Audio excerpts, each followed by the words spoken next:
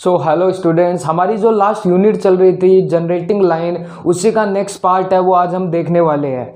आज के इस लेक्चर के अंदर हम देखने वाले आपके जनक रेखाओं के निकाय। तो यहाँ पे सबसे पहले आपके पास इस चैप्टर के अंदर दो निकाय होंगे जनक रेखाओं के लिए। एक तो होगा लैम्डा निकाय और सेकंड होगा आपके पास न्यू निकाय।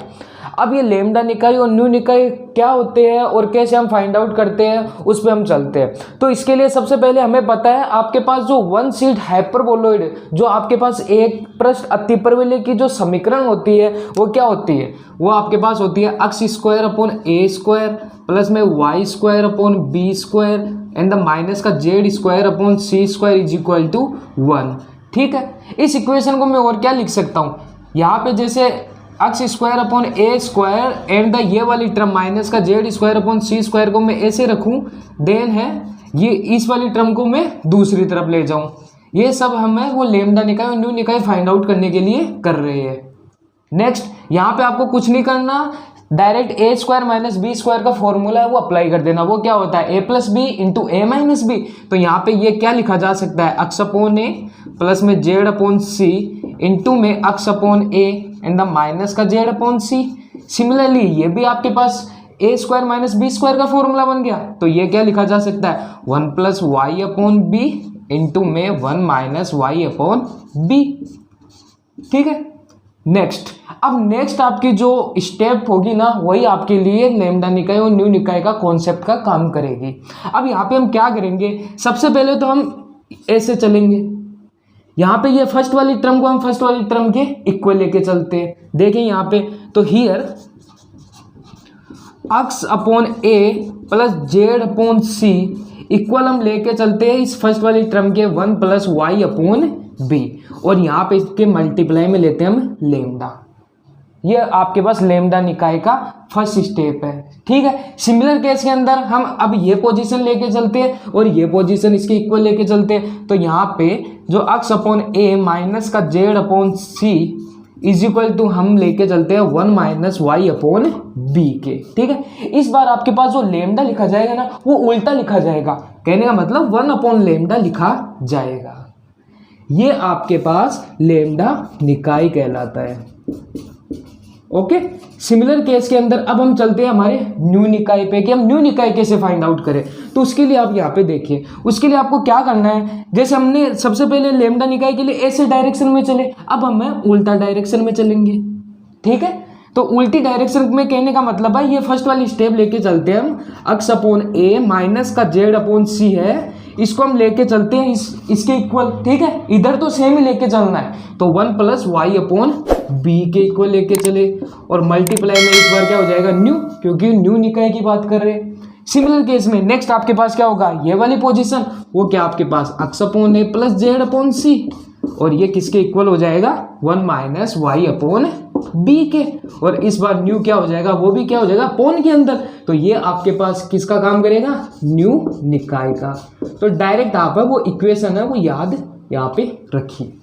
ठीक है, तो ऐसे हम लैम्डा निकाय और न्यू निकाय की बात करते हैं। अब हम इस पे बेस एक इंपॉर्टेंट प्रॉपर्टी है वो प्रॉपर्टी देखेंगे जो एग्जाम में काफी बार पूछी गई है। सो स्टूडेंट्स, आपके पास जो प्रॉपर्टी है उसका स्टेटमेंट मैंने यहाँ पे लिख दिया है, आप देख सकते हो कि अतिपरवलय के लैम्डा निकाय का कोई जनक न्यू निकाय के किसी जनक को प्रतिच्छेदित करता है। तो इसके लिए हमें है वो इक्वेशन है, जो पॉइंट्स है वो फाइंड आउट करने होंगे।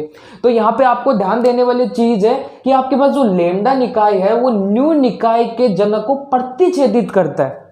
इस वाले पॉइंट को आप ध्यान में रखिए इस प्रॉपर्टी में। तो प्रतिच्छेदित करता है, तो इसके लिए सबसे पहले हम क्या करेंगे, सबसे पहले लैम्डा निकाय और न्यू निकाय लिखेंगे हम लोग। तो यहाँ पे हम जानते हैं, जैसे मैंने वहाँ पे साइड में आपके लिख दिया है कि आपके लैम्डा निकाय और न्यू निकाय क्या होते हैं। तो यहाँ पे चूंकि लैम्डा निकाय, आपके पास जो लैम्डा निकाय है वो क्या होता है, वो होता है आपके पास एक्स अपॉन ए प्लस में z upon C is equal to lambda of 1 plus Y upon b and x upon A minus का Z upon C is equal to 1 upon lambda 1 minus का वाई अपॉन बी। ये आपके पास lambda निकाय होता है। Similar case के अंदर जो न्यू निकाय होता है आपके पास वो क्या होता है, क्योंकि न्यू निकाय वो आपके पास क्या होता है, एक्स अपॉन ए माइनस का Z upon C is equal to nu 1 plus Y upon b and similarly x upon A plus में z upon C is equal to 1 upon nu 1 minus का y अपॉन बी। ठीक है, तो यहाँ पे आपके पास दिया है कि लेमडा निकाय न्यू निकाय को प्रतिच्छेदित करता है। अब ये प्रतिच्छेदित है वो तभी करेगा जब आपके पास कोई एक पॉइंट ऐसा निकल के आ जाए, मतलब आपके पास एक्स वाई जेड है, वो कोई पॉइंट है, वो पॉइंट ऐसा निकले जिसपे ये जो चारों इक्वेशन हमने लिखी है ना, ये चारों की चारों इक्वल आ जाए। तो हमारा काम क्या होगा इसमें, जो हमारा जो पॉइंट है उस पॉइंट के कोऑर्डिनेट हमें सर्च करने होंगे। आपके पास एक्स वाई जेड की वैल्यू है वो हमें फाइंड आउट करनी होगी। अब वो कैसे फाइंड आउट करेंगे, इन इक्वेशन को सोल्व करके फाइंड आउट करेंगे।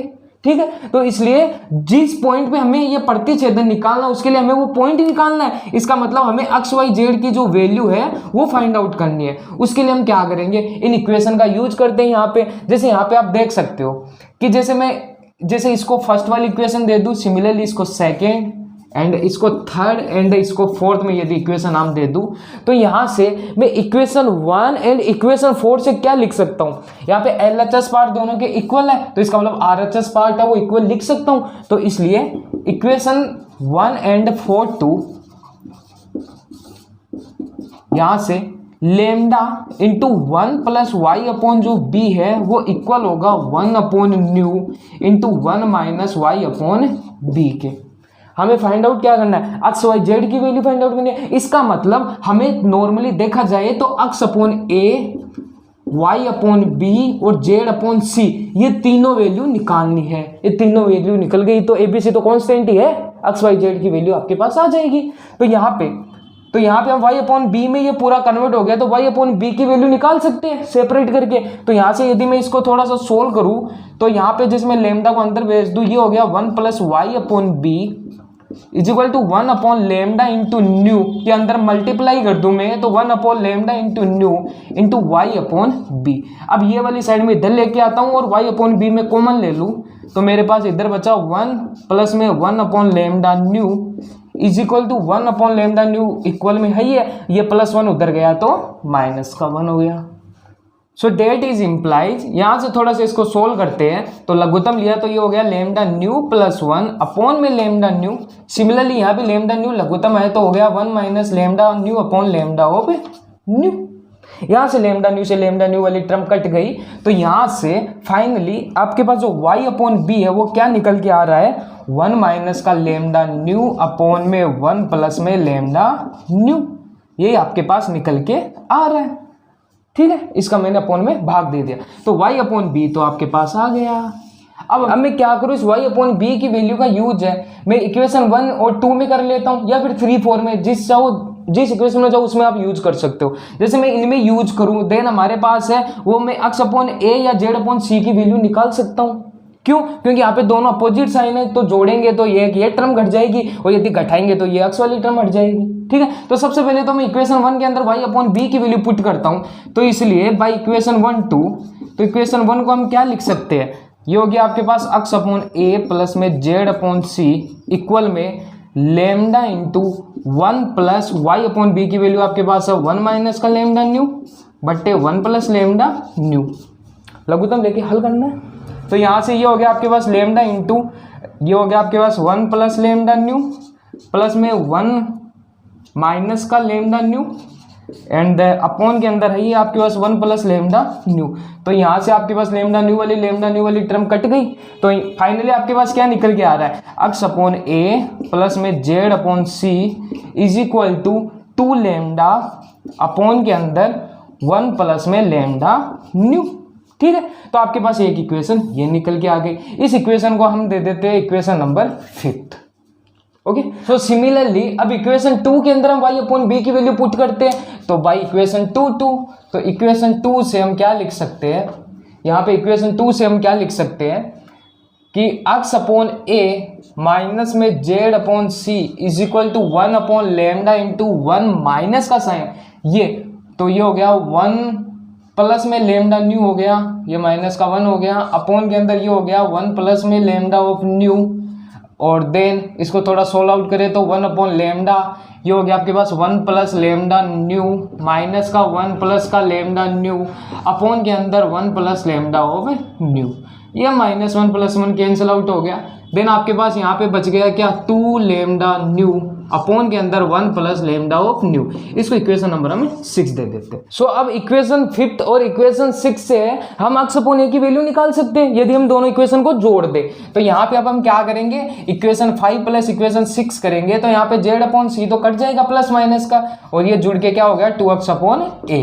इक्वल में हमारे पास टर्म बची 2 लैम्डा अपॉन में 1 + लैम्डा न्यू, एंड उधर बची मेरे पास प्लस में 2 लैम्डा न्यू अपॉन में लैम्डा 1 + लैम्डा ऑफ न्यू। यहाँ से भी लैम्डा से लैम्डा वाली टर्म कैंसिल आउट हो गई।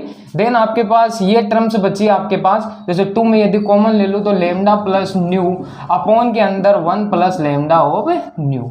अब देखिए इधर भी 2 है इधर भी 2 है, वो कैंसिल आउट हो गया। तो फाइनली x अपॉन a की आपके पास जो वैल्यू है वो निकल के आई लैम्डा प्लस न्यू अपॉन में 1 + लैम्डा इंटू न्यू। आपके पास x अपॉन a की वैल्यू आ गई, y अपॉन b की वैल्यू आ गई। अब निकालना क्या, z अपॉन c। सिमिलरली मैं क्या करूं, जब इक्वेशन 5 और इक्वेशन 6 को मैं माइनस कर दूं, घटा दूं, तो इस बार मेरे पास z अपॉन c वाली टर्म बच जाएगी और x अपॉन a वाली टर्म हट जाएगी। तो इसलिए इक्वेशन 5 माइनस इक्वेशन 6 यदि मैं करूं, देन मेरे पास x अपॉन a माइनस का x अपॉन a कट गया, क्या बचा मेरे पास z upon c minus z upon c, तो ये हो गया 2 z अपॉन c के, और इक्वल में मेरे पास बचा 2 लैम्डा 1 + लैम्डा न्यू और माइनस का 2 न्यू अपॉन में 1 + लैम्डा ऑफ न्यू।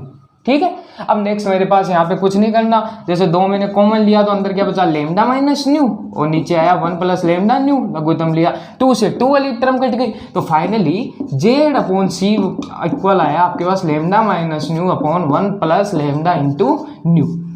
आपके पास x अपॉन a आ गया, y अपॉन b आ गया, z अपॉन c आ गया। हमें क्या पॉइंट चाहिए थे, x y z ही चाहिए थे कि हमें प्रतिच्छेदन बिंदु निकालने थे, बिंदु x y z लिए थे। तो इसलिए प्रतिच्छेदन बिंदु, इसलिए प्रतिच्छेदन बिंदु वो आपके पास क्या आएंगे, यहाँ पे देखिए ध्यान से, सबसे पहले x की वैल्यू तो a की मैं इधर मल्टीप्लाई कर दूं तो x की पॉइंट आ गया आपके पास, वो क्या आया a इंटू में लैम्डा प्लस में न्यू अपॉन में 1 + लैम्डा इंटू न्यू। ठीक है, अब निकालते हैं y की वैल्यू ऐसे, जब b को इधर मल्टीप्लाई कर दूं तो ये आ गया b इंटू 1 माइनस का लैम्डा न्यू अपॉन में 1 + लैम्डा न्यू।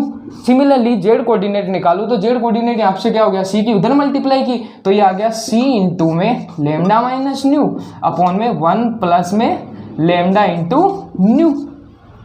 तो ये फाइनली आपके पास जो पॉइंट्स है, प्रतिच्छेदन बिंदु है, वो तीनों निकल के आ गए। सो होपफुली आपको पूरा कॉन्सेप्ट समझ में आ गया होगा कि किस हिसाब से हमने x y z की वैल्यू है फाइंड आउट कर ली। कुछ नहीं करना, सिंपली सोल्व करना है, मैथमेटिकल रूल्स लगा लेने हैं, प्लस माइनस करना है, उस हिसाब से आपका सोल्व हो जाएगा। यदि किसी भी प्रकार का डाउट हो तो कमेंट सेक्शन में बता सकते हैं, और तो मिलते हैं एक नए टॉपिक के साथ, तब तक के लिए सी यू।